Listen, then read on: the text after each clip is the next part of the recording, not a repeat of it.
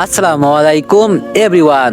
অবহেলিত সেনাবাহিনী গল্পের ৮ নম্বর পার্ট। তো চলো বেশি কথা না কইয়া গল্প শুরু করা যাক। মা আমার মুখে ডিভোর্সের কথা শুনে গালে চড় বসিয়ে দিয়ে বলল, সিরাজ, তোর বংশে কেউ ডিভোর্স দিয়েছিল? আমি বললাম, কি হলো মা, আরেকটা মারো। এছাড়া যে আমার কোনো উপায় ছিল না। মাকে সব ঘটনা বললাম। কেন নিধিকে ডিভোর্স দেওয়া, কেনই বা চাকরি ছেড়ে দূরে চলে যাওয়া। মা আমার কথা শুনে কাঁদছে। আমার মাথাটা তার কোলে রেখে বলল, বাবা কাঁদিস না, তুই এত কষ্ট পাচ্ছিস, একটাবারও আমাকে বললি না। এইদিকে বইমেলা এসে পড়ে। বইমেলাতে রোকমারি স্টলে আমার প্রথম বইয়ের মুখোশ উন্মোচিত হয়। কিন্তু নিজের প্রথম বইয়ের মুখোশ উন্মোচিত হলেও বাস্তবতার জন্য আর যেতে পারিনি।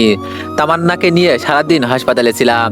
হাসপাতাল থেকে যখন বাসায় ফিরি, এমন সময় তামান্নার বাবা ফোন করে, রাজ, তোমার ভিসা, টিকিট সবকিছু রেডি, আগামী শুক্রবার ফ্লাইট, মাঝখানে 2 দিন আছে। আমি বললাম, আচ্ছা আঙ্কেল। বাসায় গিয়ে মাকে বললাম, শুক্রবারে ইউএসএ চলে যাচ্ছি, কয়েক মাস পর তাদেরকেও নিয়ে যাব।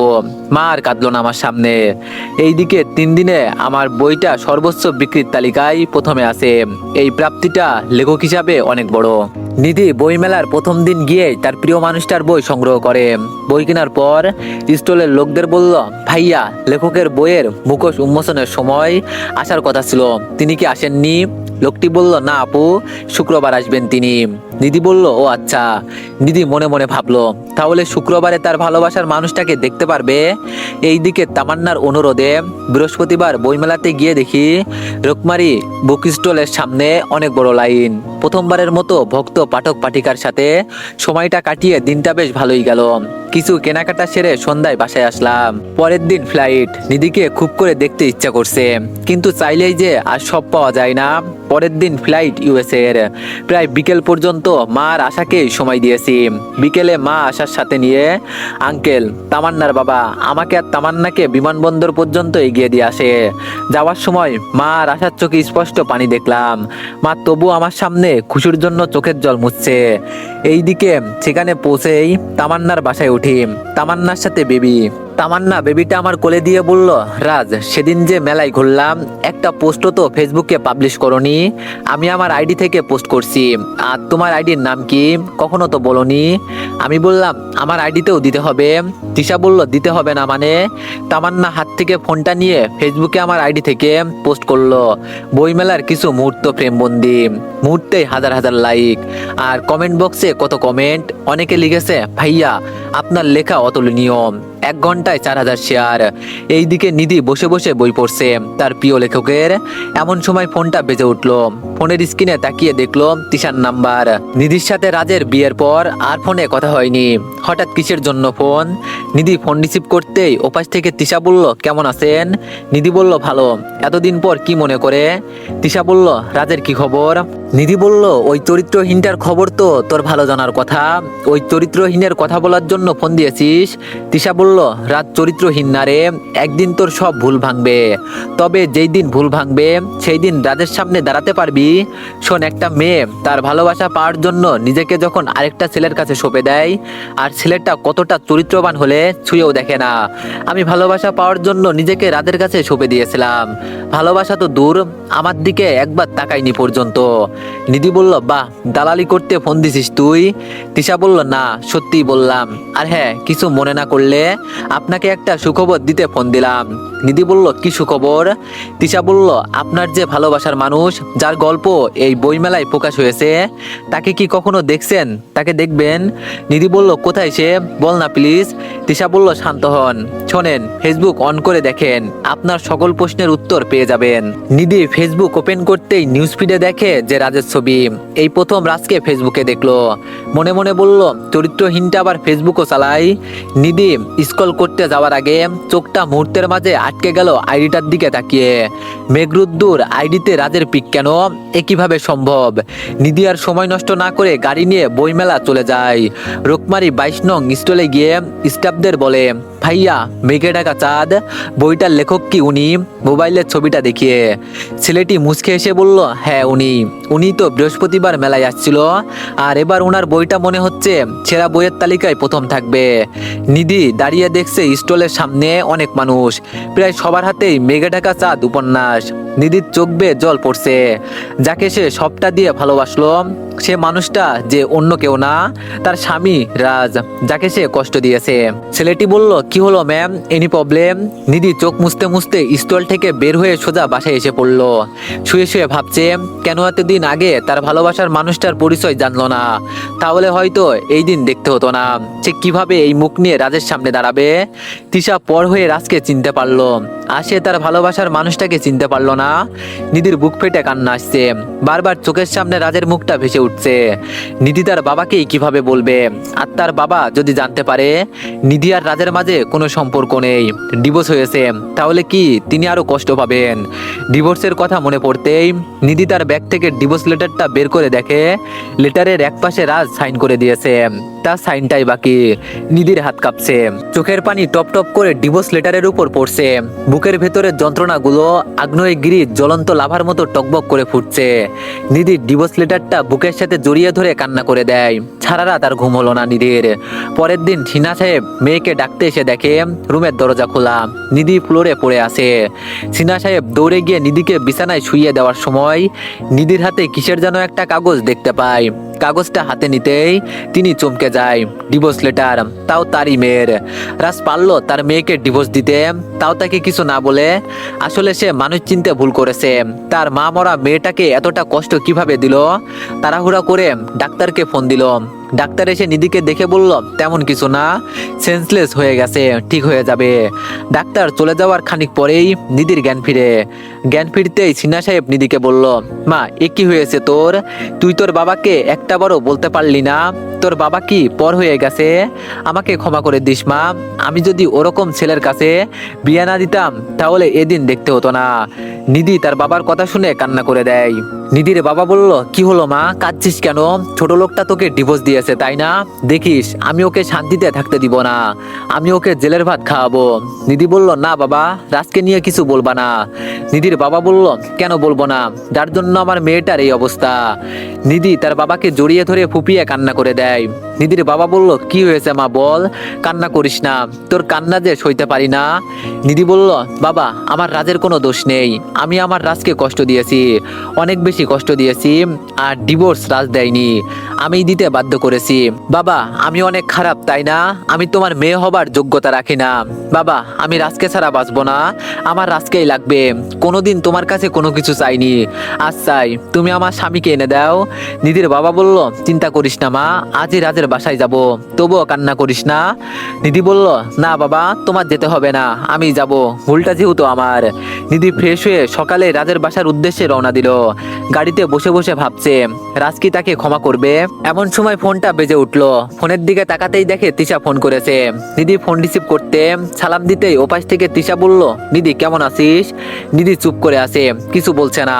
তিশা বলল, কি হলো, কথা বলছিস না কেন? নিধি বলল, তিশা দোষ, আমি তোর সাথে অন্যায় করছি, আমাকে ক্ষমা করে দে।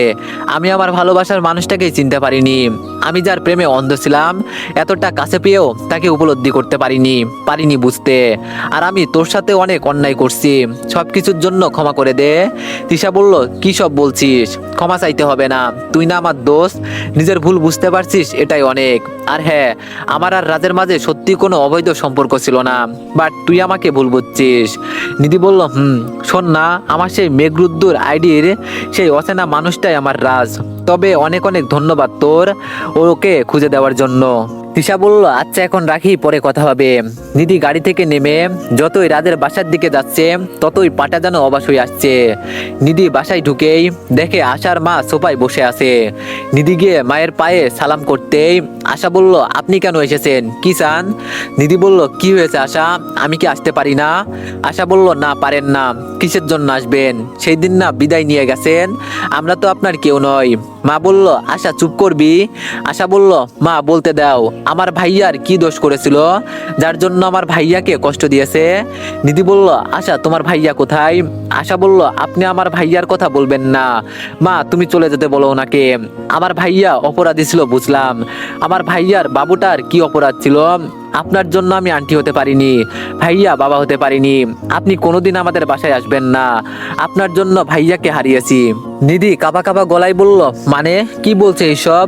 আশা বলল, আপনার দেওয়া কষ্ট সহ্য করতে না পেরে ভাইয়া বিদেশ চলে গেছে, আপনি খুব পচা।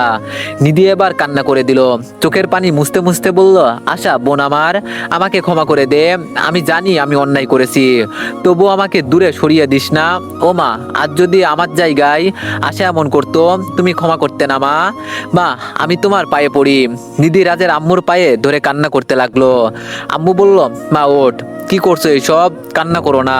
রাজ তোমাকে ডিভোর্স দেওয়ার 3 দিন পরই ইউএসএ চলে গেছে, আর যাওয়ার আগে বলে গেছে তোমাকে বিয়ে করে নিতে, আমার ছেলে আর বাধা হবে না।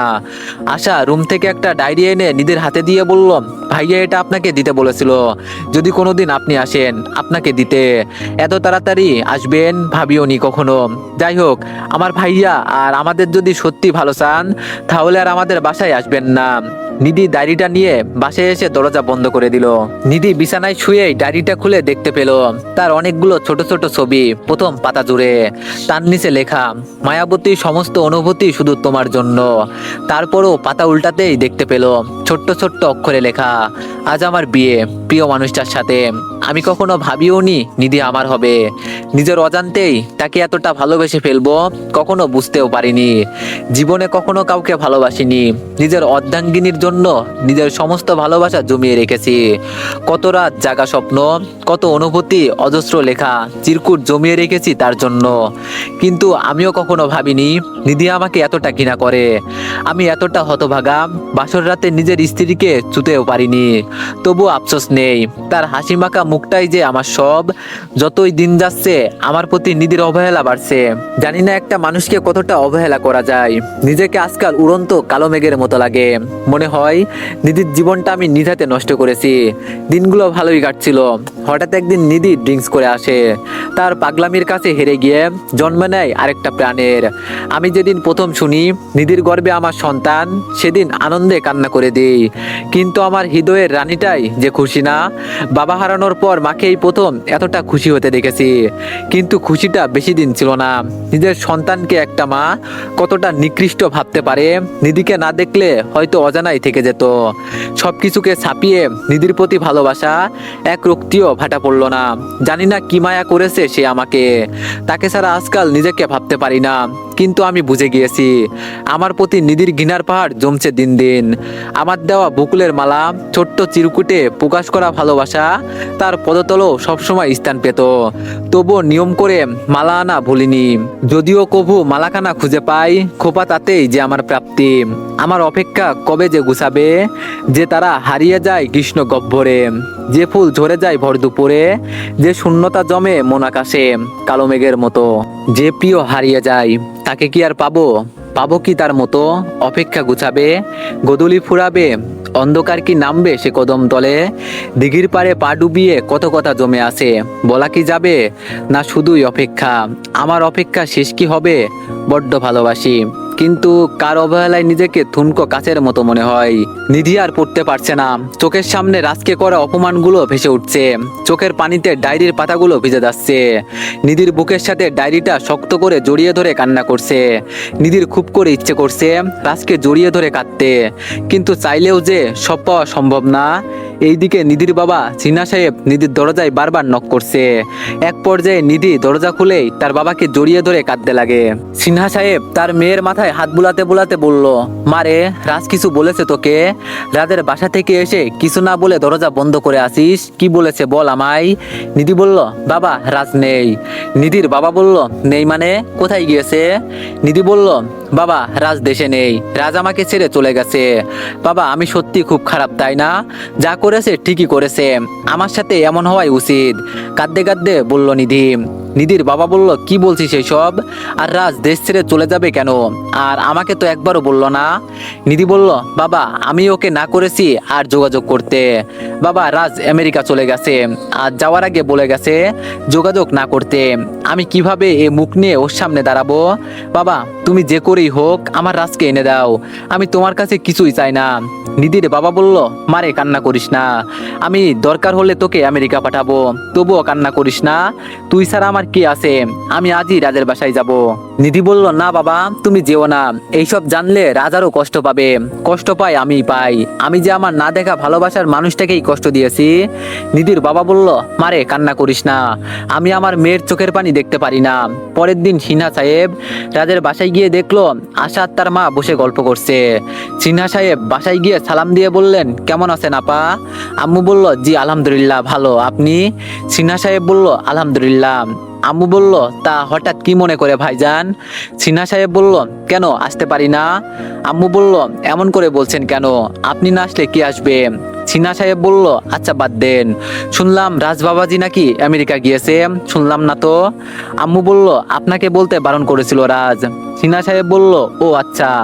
আপা আপনার কাছে একটা আর্জি নিয়ে এসেছি, জানেন তো আমার মেয়েটা ছোটবেলায় মায়ের আদর থেকে বঞ্চিত, তাই একটু অন্যরকম আপনার কাছে দিয়েছিলাম। আমি লজ্জিত আপনার বাড়ির সম্মান রক্ষা করতে পারিনি। জানেন আমার মেয়েটা ঠিকমতো খাচ্ছে না, মেয়েটা শুধু কি আমারই, মেয়ে তো আপনারই। জানি অমার্জনীয় ভুল করেছে, তবুও কি মা হয়ে বুকে টেনে নিতে পারেন না? আমি বাবা হয়ে মেয়ের ভালো থাকা ভিক্ষা চাই। আম্মু বলল, এভাবে বলে লজ্জা দিবেন না, আমি যেমন আশাকে ভালোবাসি তেমনি নিধিকেও ভালোবাসি, কিন্তু রাজ এতটা কষ্ট পেয়েছে, সেখানে আমি কি বলবো? সিনহা সাহেব বলল, আচ্ছা আপা আমি আজ আসি, আপনাদের মেয়ে আপনাদের বাসায় পাঠিয়ে দিব, আমি আর নিধির কান্না সহ্য করতে পারছি না। সিনহা সাহেব বাসায় আসলেই নিধি বলল, বাবা মা কি বলেছে? সিনহা সাহেব বলল, কান্না করিস না, তুই কালকে যাস, তোর প্রতি তাদের কোনো অভিযোগ নেই। নিধি পরের দিন রাজের বাসায় গিয়ে সরাসরি তার পা দুটি জড়িয়ে ধরে বলে, মা আমাকে ক্ষমা করে দেন, আমি আপনাদের ছাড়া বাঁচতে পারবো না, আমাকে আপনাদের কাছ থেকে দূরে সরিয়ে রাখবেন না প্লিজ, মা মাফ করেন আমাকে। আম্মু বলল, এই পাগলি মেয়ে কি করছিস এই সব, তোর স্থান কি পায়ে, বুকে আয়। নিধিকে বুকের সাথে জড়িয়ে বলল, কান্না করিস না, সব ঠিক হয়ে যাবে। নিধি বলল, মা আমাকে আপনাদের বাসা থেকে তাড়িয়ে দিবেন না তো, আপনারা যা বলবেন তাই করব। আম্মু বলল, আরে পাগলি, আশা যেমন থাকে তেমন তুইও থাকবি, কান্না করিস না, রুমে যা। এই আশা তোর ভাবিকে নিয়ে যা রুমে। আশা কিছু বলতে চেয়েও কিছু বলল না। নিধি আশার হাতটা ধরে বলল, আমার বোনটা কি আমার প্রতি অভিমান করে আছে, আমার সাথে কথা বলবে না? আশা বলল, বলবো না কেন, তুমিই তো আমাদের দূরে সরিয়ে দিয়েছিলে, আমরা তো সব সময় তোমাকে কাছে রাখতে চেয়েছিলাম। নিধি বলল, আর তোদের ছেড়ে কোথাও যাব না বোন, শোন না তোর ভাইয়ের সাথে কথা হয়? আশা বলল, হ্যাঁ হয়তো। নিধি বলল, তাহলে তার কন্টাক্ট নাম্বারটা দিবি, আমি একটু কথা বলবো। আশা বলল, এই নাও, আমি দিয়েছি, বলো না এটা। নিধি বলল, আচ্ছা লক্ষ্মী বোন আমার। নিধি রাজের নাম্বার নিয়ে ফোন দিতেই দুইবার রিং হতেই রাজ ফোনটা রিসিভ করে সালাম দিল। নিধি কোনো কথা বলছে না। রাজ বলল, কি হলো, কে ফোন দিয়েছেন, কথা বলছেন না কেন? নিধি ফোনটা বুকে নিয়ে কাঁদছে, কথা বলার মতো সাহস হচ্ছে না। রাজ একটা সময় কোনো রেসপন্স না পেয়ে ফোনটা কেটে দেয়। এইদিকে দেখতে দেখতে 3 মাস চলে যায়। নিধি এখন রাজের বাসাতেই থাকে। আশা আর নিধি বসে গল্প করছে। হঠাৎ আশা বলল, ভাবি ভাইয়ার সাথে কথা বলো। নিধি বলল, বলবো যদি বকা দেয়। আশা বলল, তুমি কল দাও। নিধি ফোন দিতেই ওপাশ থেকে মেয়ে কণ্ঠে কেউ একজন সালাম দিয়ে বলল, কে বলছেন? মেয়ে কণ্ঠ শুনেই বুকের ভেতরটা স্যাঁত করে উঠল। কাঁপা কাঁপা গলায় নিধি বলল, রাজ কোথায়, আর আপনি কে? মেয়েটি বলল, আমি রাজের স্ত্রী, রাজ অফিসে। কথাটা শুনে নিধির হাতটা কাঁপছে, ফোনটা ফ্লোরে পড়ে যায়। তো এভরিওয়ান, নেক্সট পার্টের জন্য সবাই একটু বেশি বেশি লাইক আর একটা করে কমেন্ট করে দিও। ধন্যবাদ।